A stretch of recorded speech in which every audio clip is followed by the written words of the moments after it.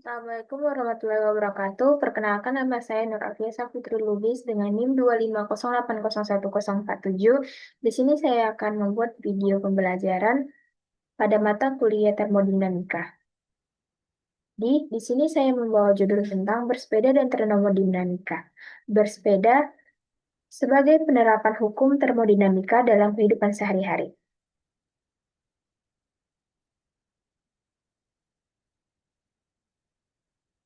Yang pertama ada energi dari makanan menjadi gerak. Saat bersepeda, tubuh memanfaatkan energi kimia yang tersimpan dalam nutrisi, seperti karbohidrat, lemak, dan protein. Melalui metabolisme, seperti reaksi kimia di sel, energi kimia diubah menjadi energi mekanik, yaitu kontraksi otot, dan energi termal, yaitu panas. Dalam istilah termodinamika, makanan adalah sumber energi internal yang kemudian dialirkan sebagai kerja, yaitu W, dan kalor sebagai Q. Hukum satu termodinamika yang menyatakan energi tidak dapat tidak diciptakan dan tidak dapat dimusnahkan.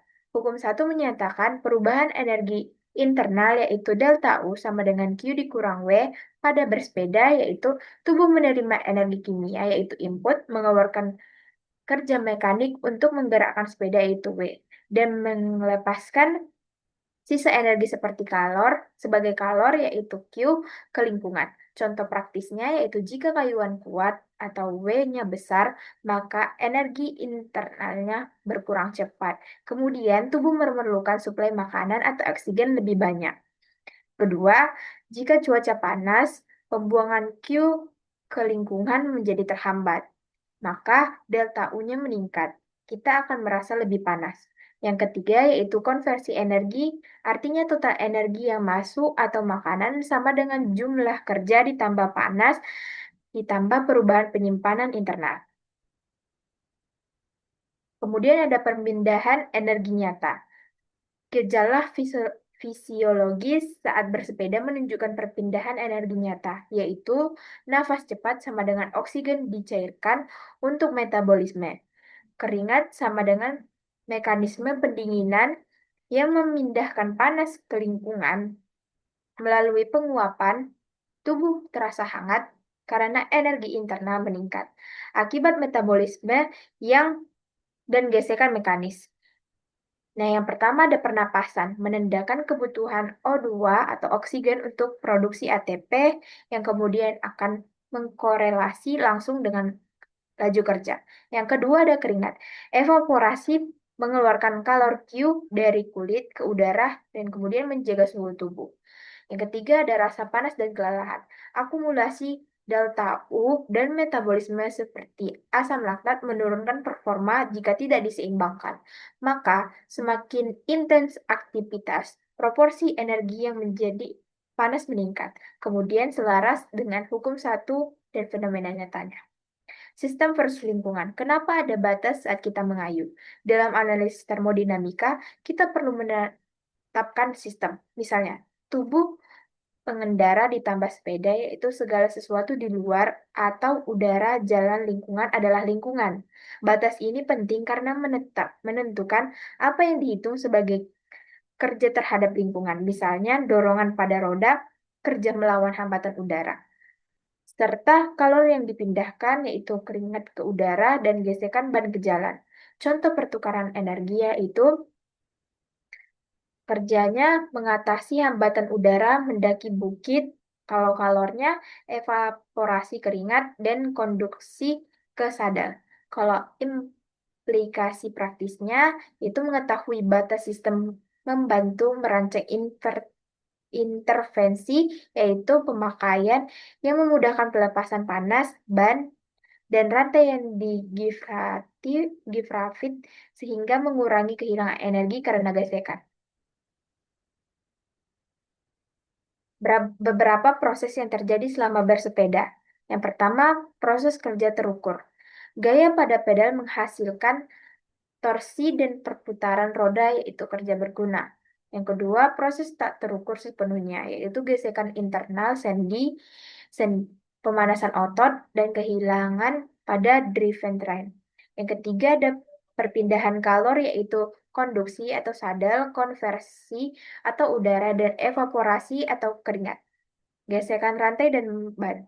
Energi mekanik berubah menjadi panas, yaitu peran pelumasan dan tekanan ban menurunkan kehilangan ini.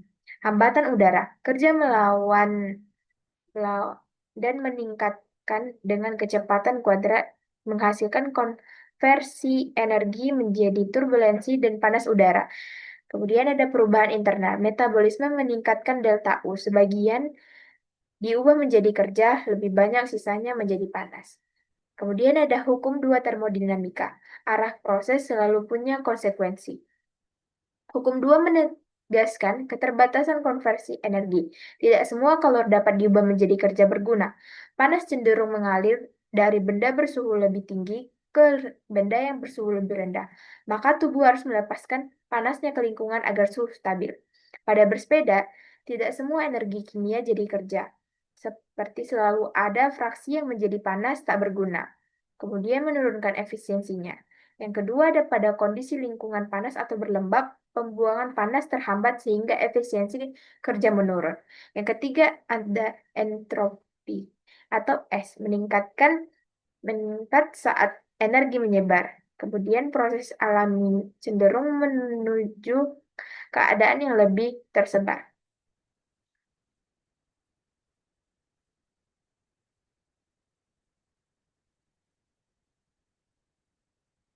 Kemudian ada entropi. Entropi bisa dipahami sebagai ukuran keteraturan atau penyebaran energi saat kayuhan dan pengubahan energi menjadi kerja. Sebagian energi menyebar ke lingkungan sebagai panas. Itu artinya entropi total meningkat. Implikasinya itu performa terikat oleh batas efisiensi termodinamis dan losses. Upaya mengurangi kehilangannya yaitu tidak yaitu mengoptimalkan aerodinamika, mengurangi gesekan, tidak menghilangkan entropi, tetapi menunda untuk mengecilkan laju penyebaran energi. Kesimpulannya, yaitu hukum satunya itu energi kimia dari makanan dikonversi menjadi kerja mekanik ditambah kalor menghasilkan total energi terkonversi. Yang hukum keduanya, tidak semua energi dapat menjadi kerja berguna. Sebagian selalu menjadi panas dan entropi meningkat. Pengamatan sederhananya, napas, keringat, panas tubuh, kehilangan pada ban atau rantai, efek aerodinamis adalah manifestasi nyata dari hukum-hukum ini. Nah, selanjutnya ada bersepeda bukan cuma olahraga.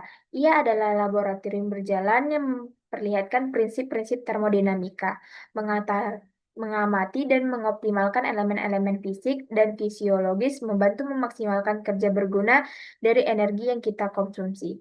Sekian video dari saya ucapkan terima kasih. Wassalamualaikum warahmatullahi wabarakatuh.